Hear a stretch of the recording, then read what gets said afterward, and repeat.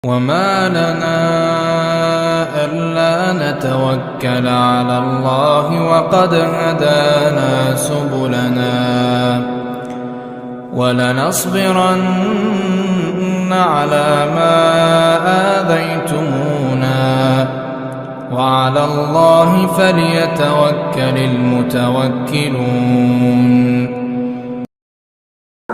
Alhamdulillah, jamaah yang dirahmati oleh Allah Subhanahu wa taala, malam hari ini insyaallah kita melanjutkan kembali pembahasan hadis Nabi sallallahu alaihi wasallam dalam kitab Bulughul Maram, yang mana pada malam hari ini insyaallah kita akan memulai bab yang baru, yaitu bab qada'il hajah, bab yang membahas tentang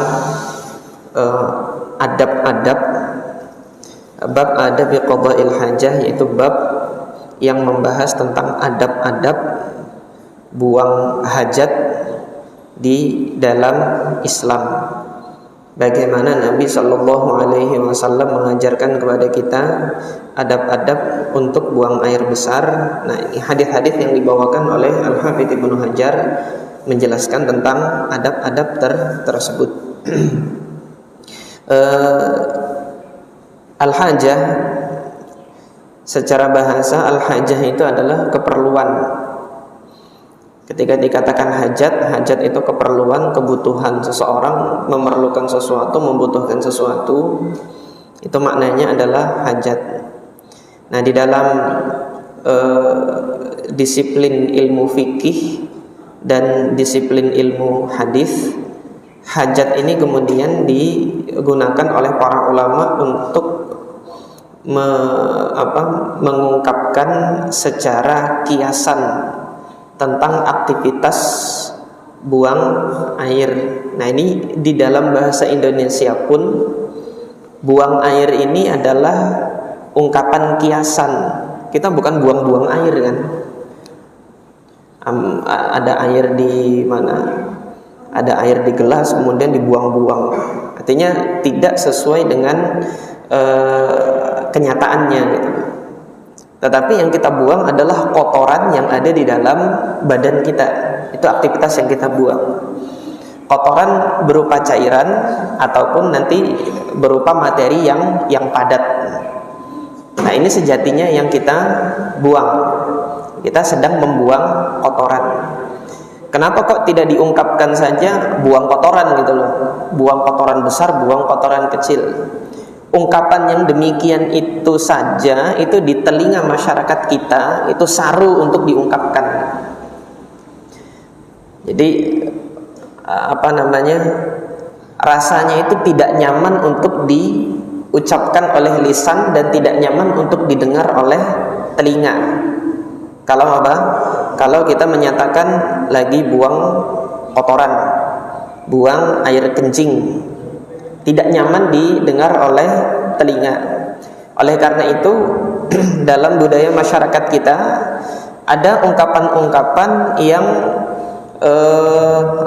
untuk diucapkan itu lebih santun didengar dengan telinga, yaitu dengan ungkapan buang air besar dan buang air kecil. Ini dalam budaya masyarakat kita. Aktivitas itu adalah aktivitas keseharian yang selalu kita lakukan.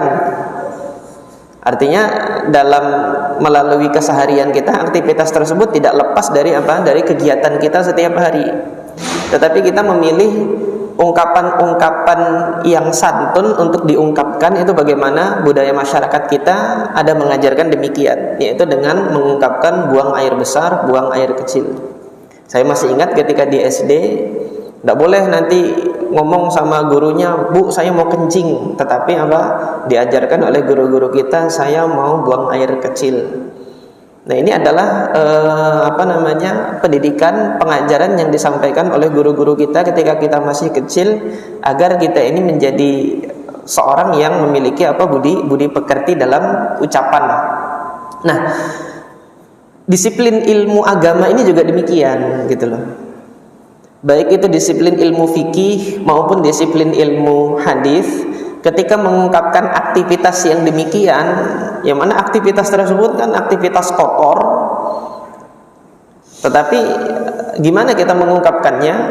Nah, di dalam fikih, dalam disiplin ilmu fikih, para ulama fikih kita mengungkapkan aktivitas tersebut dengan istilah qada'il hajah, yaitu buang air, buang hajat. Istilah yang digunakan adalah buang hajat.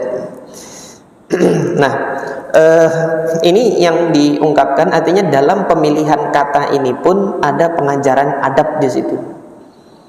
Dalam pemilihan ungkapan yang disebutkan ada pelajaran adab yang kita ambil. Agama kita mengajarkan kita juga untuk memilih ungkapan kosakata itu yang santun. Termasuk nanti aktivitas yang dilakukan seperti hubungan suami istri. Budaya masyarakat kita punya ungkapan-ungkapan yang santun. Berhubungan badan.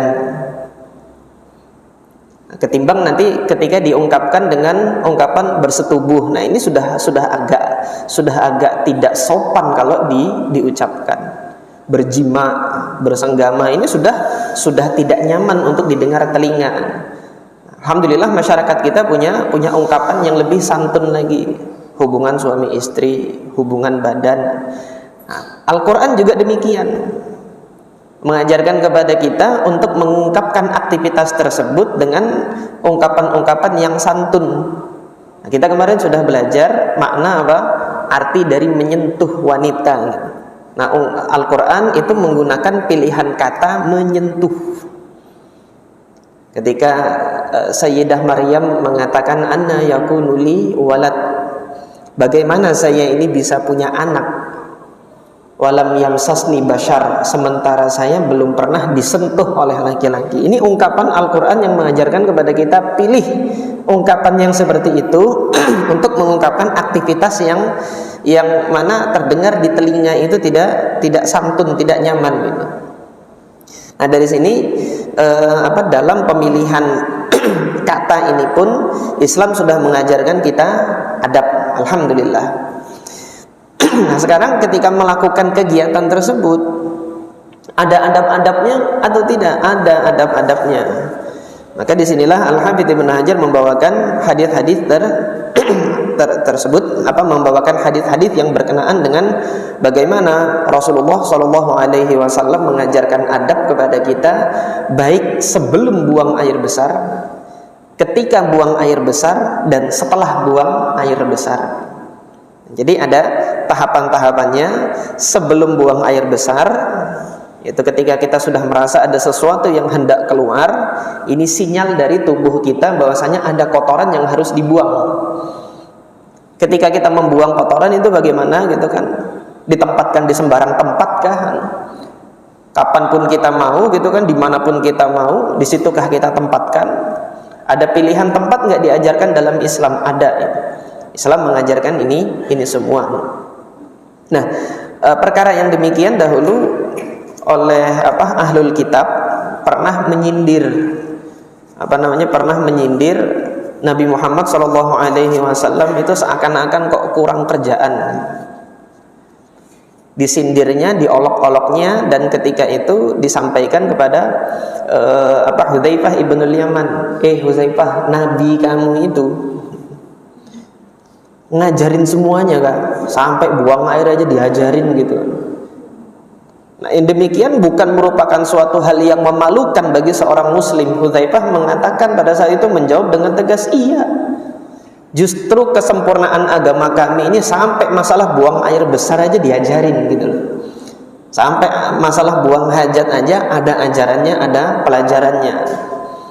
Jadi maksud hati mau dihina Islam itu, dihina urusan buang air aja diurusin sama agama. Loh, justru gitu kan, agama ini hadir untuk mengurusi seluruh sendi-sendi kehidupan kita, sampai buang air sekalipun ada ajarannya di dalam Islam.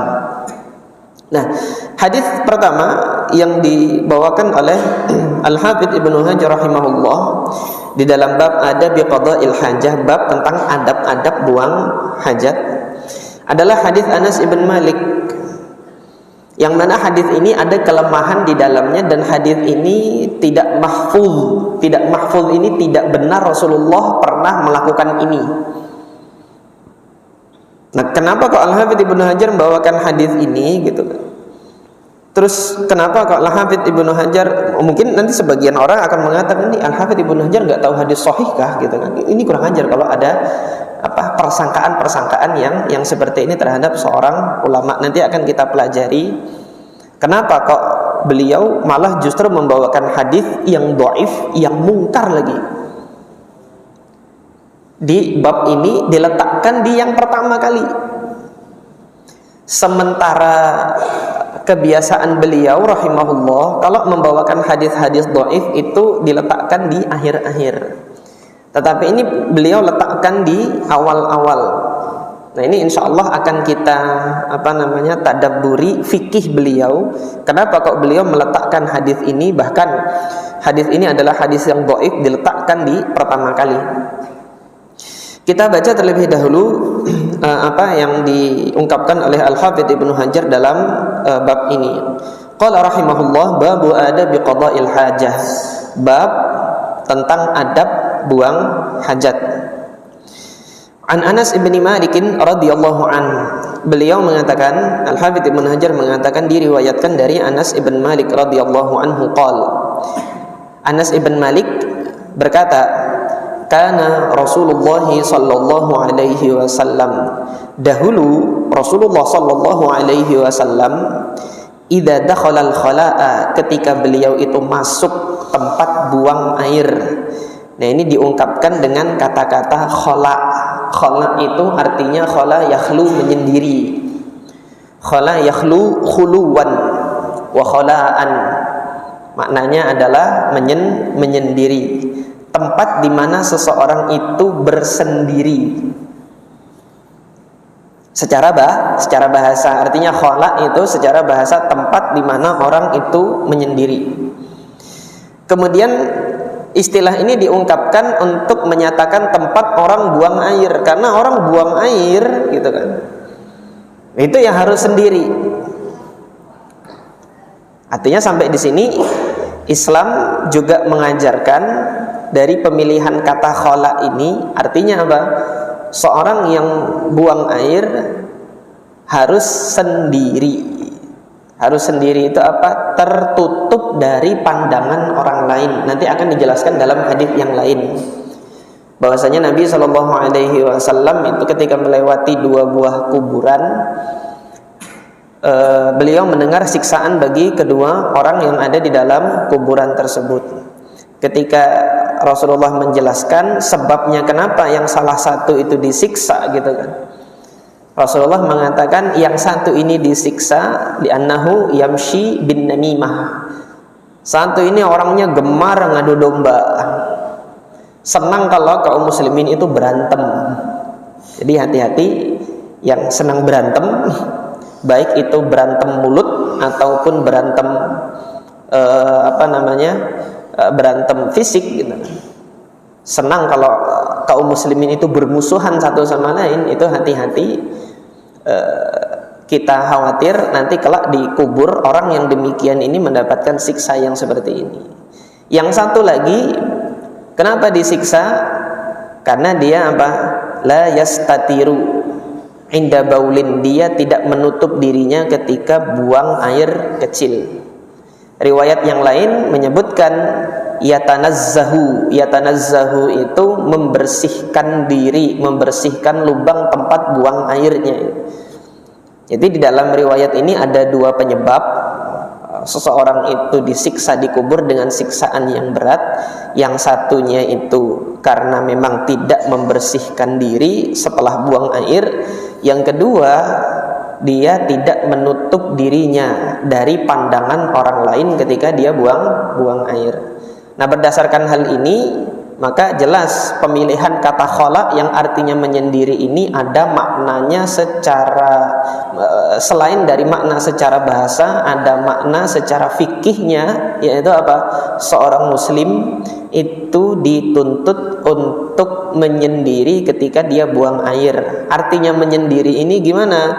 tutup dirinya dari pandangan orang. Karena ketika dia buang air, seorang muslim itu pasti membuka auratnya, gitu loh.